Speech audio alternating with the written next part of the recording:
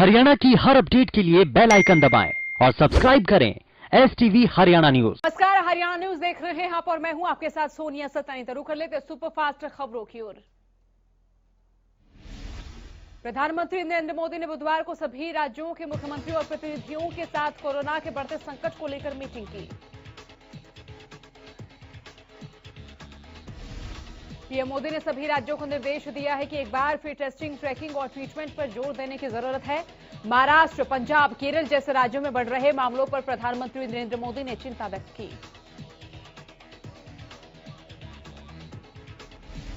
Corona को लेकर प्रधानमंत्री नरेंद्र मोदी ने बैठक में कहा कि दुनिया में कई कोरोना प्रभावित देश ऐसे हैं जहां कोरोना की नई लहर सामने आई है। हमारे यहां भी कुछ राज्यों में अचानक से केस बढ़ने लगे हैं। पीएम मोदी ने कहा कि महाराष्ट्र, मध्य प्रदेश जैसे राज्यों में पॉजिटिव रेट काफी बड़ा है। पीएम मोदी ने कहा कि अगर कोरोना के इस वेब को नहीं रोका गया तो देशव्यापी असर देखने को मिल सकता है। प्रधानमंत्री नरेंद्र मोदी ने अपने संबोधन में कहा कि जनता को पैनिक मोड में नहीं लाना है, भय का माहौल नहीं बनाना है। हमें जनता को परेशानी से मुक्ति दिलानी है और पुराने अनुभवों को फिर से इस्तेमाल में लाना होगा।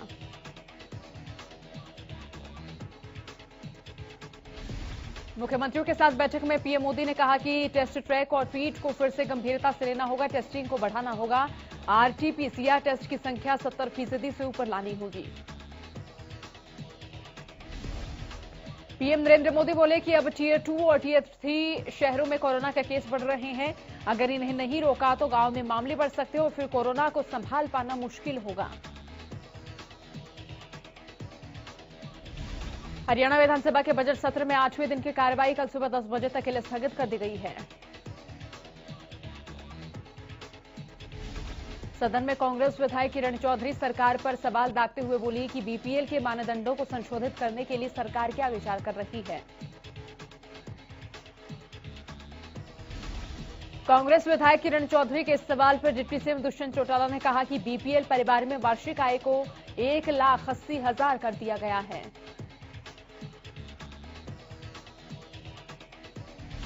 वहीं उन्होंने कहा कि बीपीएल मानदंडों को और संशोधित करने का कोई प्रस्ताव नहीं है। डिप्टी सीएम दुष्यंत चौटाला ने कहा कि अगर आय 1,80,000 से ज्यादा हुई तो कार्ड रद्द किया जाएगा। कांग्रेस विधायक किरण चौधरी और बीबी बत्रा ने एपीएमसी कमेटी से इस्तीफा दिया। ये कमेटी एपीएमसी एक्ट में संशोधन के लिए बनाई गई थी और वहीं इस कमेटी में बीजेपी के 2 और जेजेपी का एक विधायक शामिल था। समालखा विधायक धर्म सिंह छोकर के कई ठिकानों पर इनकम टैक्स और ईडी ने छापेमारी की। सुबह 6 बजे से ईडी और इनकम टैक्स की रेड जारी है। समालखा विधायक पर टैक्स चोरी और जमीन खरीद में गड़बड़ी के आरोप लगे हैं। बीजेपी सांसद रामस्वरूप शर्मा की संदिग्ध परिस्थितियों में मौत हो गई। दिल्ली आवास पर बीजेपी सांसद रामस्वरूप शर्मा का शव फंदे से लटका मिला। हिमाचल के मंडी से सांसद थे रामस्वरूप शर्मा। उप मुख्यमंत्री दुष्यंत चौटाला ने बताया कि हरियाणा को एरोस्पेस और डिफेंस के क्षेत्र में उद्योगों का भी हब बनाया जाएगा और इसके लिए एरोस्पेस एंड डिफेंस पॉलिसी बनाई जा रही है। पंचकुला में हरियाणा नागरिक उड्डयन विभाग और PhD chamber of commerce and industry की ओर से आयोजित एक कार्यक्रम के बाद पत्रकारों से बातचीत के दौरान डिप्टी सीएम ने बताया कि इस लक्ष्य को हासिल करने के लिए एक पॉलिसी बनाई जाएगी। इसके लिए हरियाणा के नागरिक उड्डयन विभाग के महानिदेशक की अध्यक्षता में नागरिक उड्डयन विभाग, एमएसएमई विभाग, उद्योग विभाग के निदेशक और पीएचडी चैंबर ऑफ कॉमर्स के प्रतिनिधियों की कमेटी बनाई जाएगी। ये कमेटी अगले 15 से 20 दिन में स्टेक होल्डर्स से सुझाव लेकर पॉलिसी का ड्राफ्ट तैयार करेगी। डिप्टी सीएम दुष्यंत चौटाला ने यह भी बताया कि राज्य सरकार की कोशिश रहेगी कि 1 मई 2021 को एरोस्पेस एंड डिफेंस पॉलिसी बनकर तैयार हो जाए। और वहीं दुष्यंत चौटाला ने कहा कि ऑटो सेक्टर में तो हरियाणा राज्य पहले से ही अग्रणी है। अब एरोस्पेस एंड डिफेंस पॉलिसी बनाकर राज्यों में एरोस्पेस और डिफेंस से जुड़े ज्यादा से ज्यादा उद्योगों को आमंत्रित करना चाहते हैं ताकि हरियाणा इन क्षेत्रों में भी हब बन सके। उन्होंने बताया कि हिसार में जो एविएशन हब तैयार हो रहा है उससे एरोस्पेस और डिफेंस क्षेत्र के अन्य उद्योगों को भी आने का मौका मिलेगा।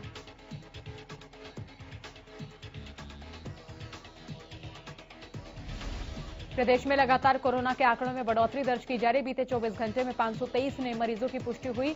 पंचकूला से 96 और करनाल से 93 नए कोरोना केस सामने आए हैं।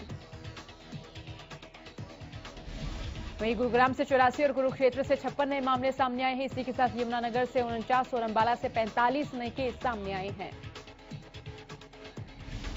प्रदेश में अब तक 3079 मरीजों की मौत हो चुकी है। इसी के साथ हरियाणा में कुल 2,76,080 केस अब तक सामने आ चुके हैं और एक दिन में 249 मरीजों ने कोरोना को मात दी है।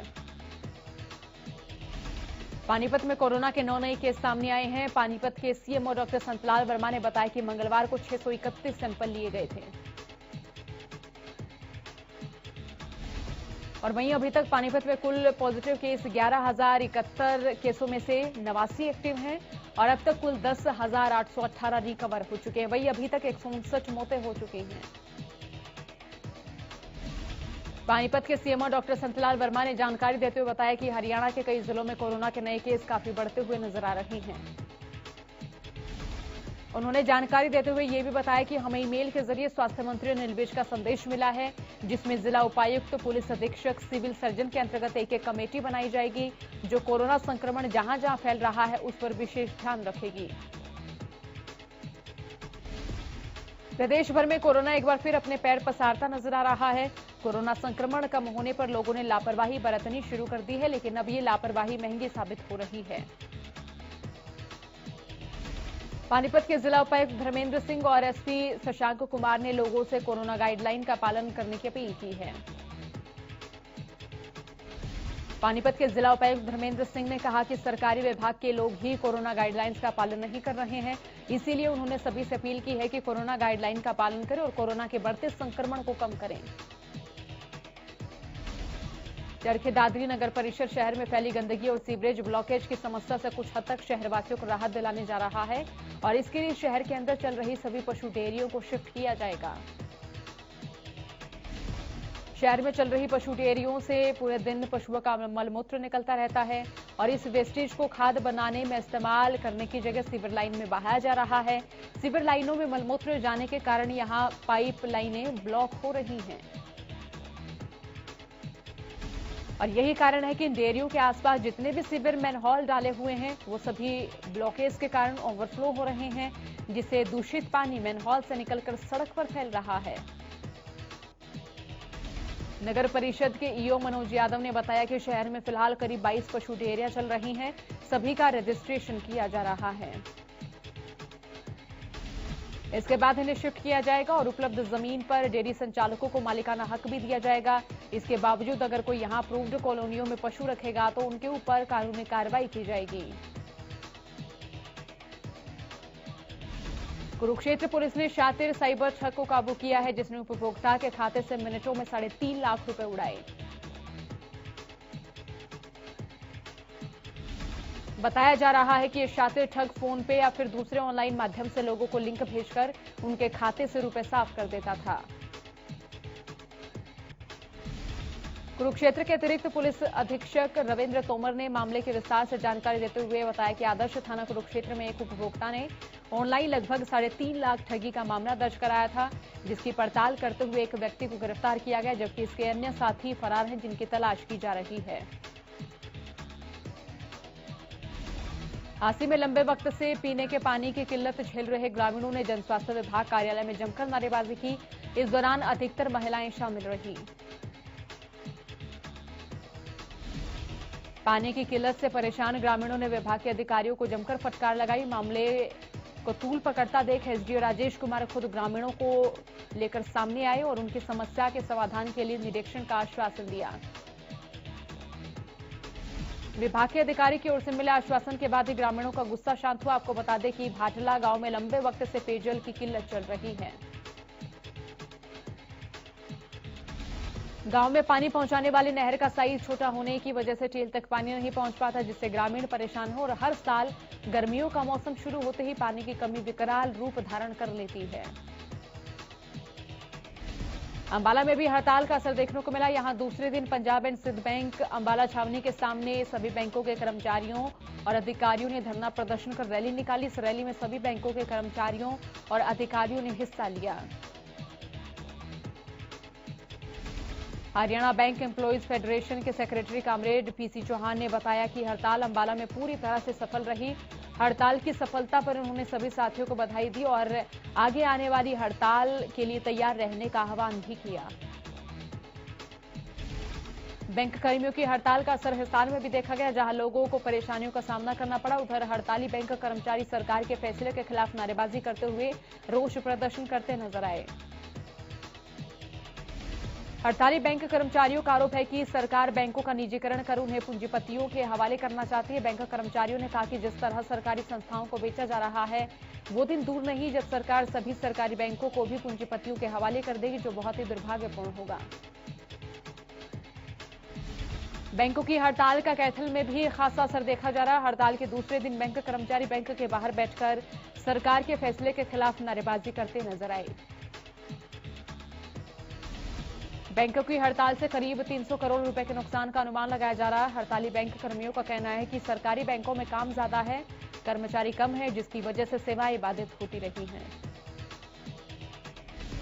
एक और जहां हरियाणा विधानसभा में जनप्रतिनिधियों के विरोध को लेकर निंदा प्रस्ताव पास किया गया, तो वहीं दूसरी ओर प्रदेश के अलग अलग जिलों में इसका विरोध शुरू हो गया है।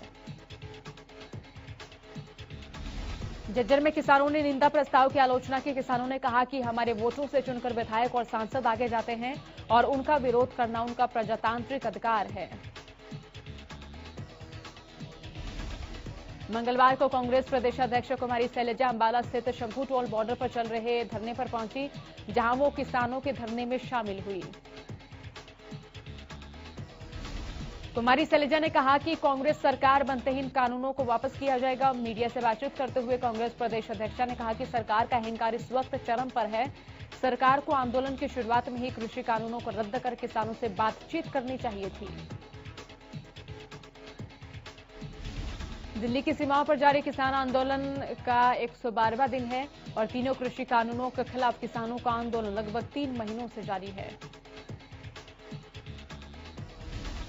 फरीदाबाद के गांव मोहना में कृषि कानूनों के विरोध में महापंचायत का आयोजन किया गया। इस दौरान डिप्टी सीएम दुष्यंत चौटाला को फरीदाबाद में न घुसने देने की रणनीति बनाई जा रही है। इसी को लेकर गांव-गांव में जाकर जनसंपर्क किया जा रहा है। किसान नेताओं का कहना है कि जेजेपी ने कृषि कानूनों के मुद्दे पर किसानों का साथ नहीं दिया, इसीलिए वो फरीदाबाद में किसी भी कीमत पर दुष्यंत चौटाला को नहीं आने देंगे। टीकरी बॉर्डर पर किसान अब अपने पशुओं को भी साथ ले आए हैं। पंजाब के मानूखे संधू गांव के किसान जिनसे 1 लाख में भैंस खरीद कर ले आए हैं।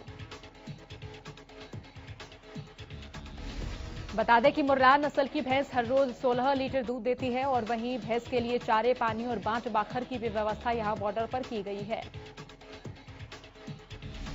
इस दौरान किसानों का कहना है कि मांग पूरी होने तक वो घर वापसी नहीं करेंगे और दूध की किल्लत दूर करने के लिए भैंस लाई गई है।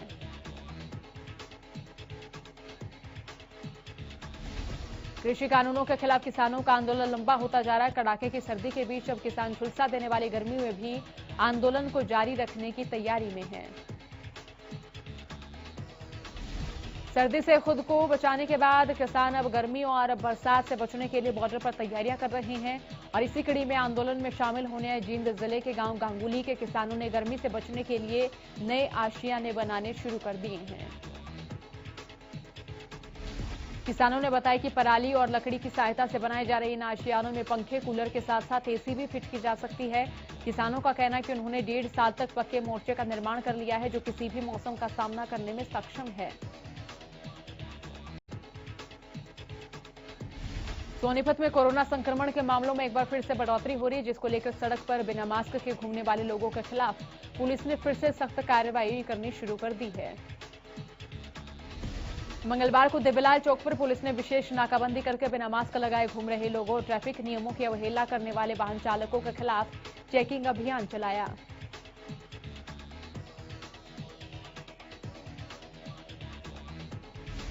इस दौरान एसएचओ शिवदर्शन ने बताया कि कोरोना संक्रमण के बढ़ रहे मामलों को लेकर लोगों को लगातार मास्क लगाने के लिए जागरूक किया जा रहा है, लेकिन फिर भी नियमों की अवहेलना की जा रही है। भिवानी के चौधरी बंसीलाल सामान्य अस्पताल में आर्मी की भर्ती के लिए कोरोना टेस्ट करवाने आए युवकों को काफी परेशानी का सामना करना पड़ रहा था और जिसके चलते उन्हें इमरजेंसी लाइन में खड़ा होना पड़ रहा था, जिसके कारण बाकी लोग भी परेशान हो रहे थे। और हरियाणा न्यूज पर खबर दिखाए जाने के बाद अस्पताल प्रशासन ने इस पर संज्ञान लेते हुए अलग से कैंप लगाया है। इस काम में पुलिस प्रशासन का भी सहयोग लिया जा रहा है, जिससे व्यवस्था बनी रहे। बातचीत के दौरान डॉक्टर मोनिका सांगवान ने बताया कि भर्ती के कारण युवाओं की संख्या अधिक है। इसको देखते हुए उन्होंने इनके लिए अलग से व्यवस्था बना दी है, जिससे कोरोना टेस्टिंग के लिए किसी को भी परेशान ना होना पड़े। इसके साथ साथ पुलिस प्रशासन और अस्पताल प्रशासन की टीम अपना कार्य कर रही है। सोना की अनाज मंडी में मंगलवार को उच्च अधिकारी हवा सिंह खोबरा ने सरसों की आवक देखने के लिए निरीक्षण किया। उन्होंने पाया कि मंडी में जगह जगह कूड़े के ढेर लगे हुए हैं, जिसको लेकर उन्होंने सफाई कर्मचारियों समेत सचिव को फटकार लगाई। साथ ही उन्होंने मंडी के रखरखाव को लेकर आला अधिकारियों को हिदायत दी और वहीं दूसरी ओर उन्होंने आड़तियों में चल रहे आपसी विवाद की समस्या का समाधान करते हुए मंडी में लाइसेंस वाले अधिकारियों के नाम के होर्डिंग लगाने का ऐलान किया। वहीं सिरसा उपायुक्त प्रदीप कुमार ने कहा कि जिले में गेहूं की सरकारी खरीद 1 अप्रैल से शुरू कर दी जाएगी। मार्केट कमेटी के अधिकारी सुनिश्चित करें कि फसल बिक्री के लिए आने वाले किसानों को मंडियों और खरीद केंद्रों में किसी प्रकार की परेशानी न हो। मूलभूत सुविधाओं का विशेष ध्यान रखा जाए। शेड्यूल के अनुसार मंडियों में खरीद केंद्रों में फसल लेकर पहुंचने वाले किसानों को गेट पास प्राप्त करने में कोई असुविधा न हो। इसके साथ साथ फसल सफाई के लिए समुचित मात्रा में झरनों की उपलब्धता भी सुनिश्चित की जाए।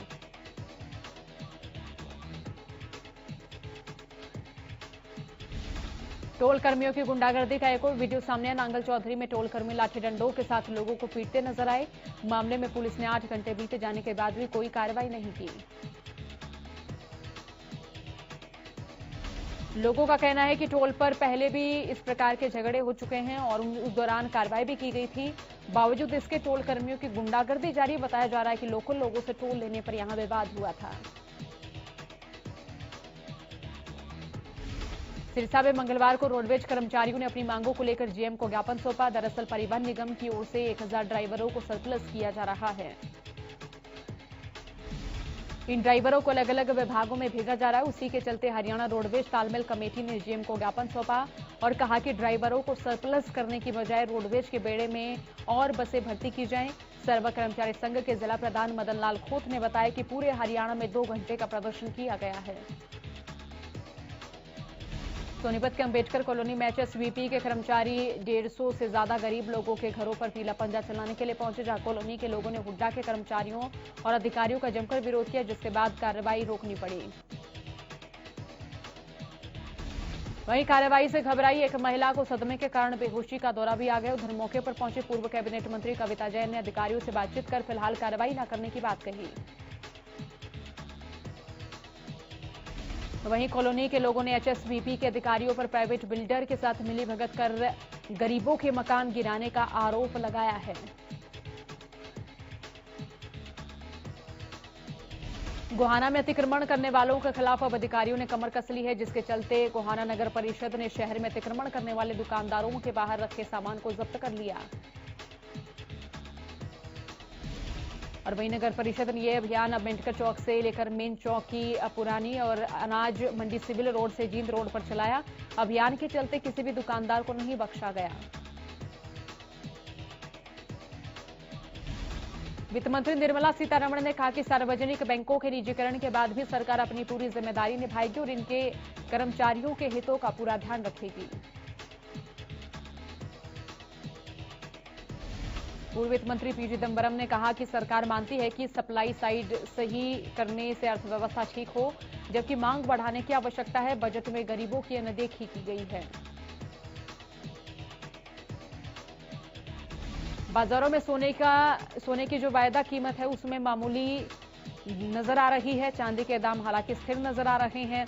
सोने की कीमत 0.2% बढ़कर 44,917 रुपए प्रति 10 किलोग्राम रही, जबकि चांदी 66,950 रुपए प्रति किलोग्राम पर सपाट रही। सप्ताह के तीसरे कारोबारी दिन शेयर बाजार मामूली गिरावट पर खुला। सेंसेक्स 0.12% नीचे के साथ 50,305 के स्तर पर खुला और वही निफ्टी 0.17% नीचे 14,885 के स्तर पर खुला। भारतीय रेलवे के निजीकरण और उसे निजी हाथों में सौंपने को लेकर लगातार सवाल खड़े होते हैं। रेल मंत्री पीयूष गोयल ने लोकसभा में स्पष्ट किया कि रेलवे भारत की संपत्ति है, भारतीय रेल का निजीकरण नहीं होगा। इंग्लैंड ने टी20 सीरीज के तीसरे मैच में भारत को 8 विकेट से हरा दिया। भारतीय टीम को सबसे बड़ा झटका तब लगा जब ऋषभ पंत आउट हुए। 77 रन बनाकर लौटे विराट के नाम एक नया रिकॉर्ड दर्ज हो गया। वो इंटरनेशनल क्रिकेट में 50 से ज्यादा स्कोर बनाने के बाद 50वीं बार नॉकआउट रहे और वो ऐसा करने वाले पहले भारतीय बल्लेबाज बन गए हैं। भारत के प्रोफेशनल बॉक्सर विजेंद्र सिंह कोविड-19 के कारण 1 साल से ज्यादा समय तक रिंग से दूर रहने के बाद 19 मार्च को रूस के अर्तयश लोपसन के खिलाफ मुकाबले से वापसी करेंगे। World champion PV Sindhu Swiss open final में मिली हार को भुलाकर बुधवार से शुरू हुए all England open badminton championship में सितारों की गैर मौजूदगी का फायदा उठाकर खिताब जीतने की कोशिश करेंगी। रियो ओलंपिक में भाग ले चुकी हॉकी स्टार पूनम रानी मलिक शादी के बंधन में बंध गई हैं। पूनम ने हिसार के उमरा गांव से ओलंपिक तक का सफर अपनी मेहनत के बल पर पूरा किया है।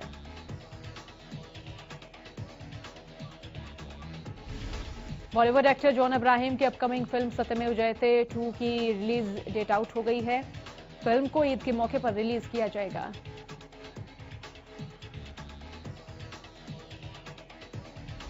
इस साल ईद के मौके पर सलमान खान की राधे भी रिलीज हो रही है। अब ये देखना दिलचस्प होगा कि बॉक्स ऑफिस पर आगे कौन निकलता है। बॉलीवुड एक्टर बॉबी देओल अपने लुक्स को लेकर काफी चर्चा में हैं। हाल ही में बॉबी की कुछ तस्वीरें देखने को मिली हैं जिसमें उनका ट्रांसफॉर्मेशन देखने को मिल रहा है।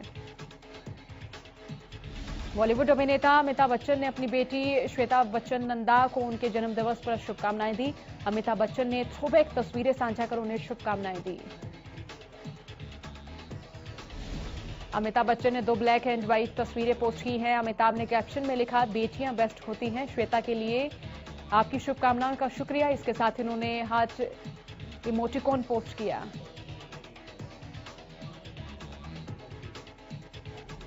बॉलीवुड के अभिनेता निर्माता निर्देशक दीपक तिजोरी ने भी बॉलीवुड में फैले नेपोटिज्म को लेकर बड़ी बात बोली है। दीपक तिजोरी ने कहा, बॉलीवुड में नेपोटिज्म ओवररेटेड है और ये हर व्यवसाय का हिस्सा है। उन्होंने कहा कि दुर्भाग्यवश बॉलीवुड में दूसरों की तुलना में नेपोटिज्म कम है क्योंकि यहां आप एक नेपो चाइल्ड की तरह सफलता प्राप्त नहीं कर सकते हैं।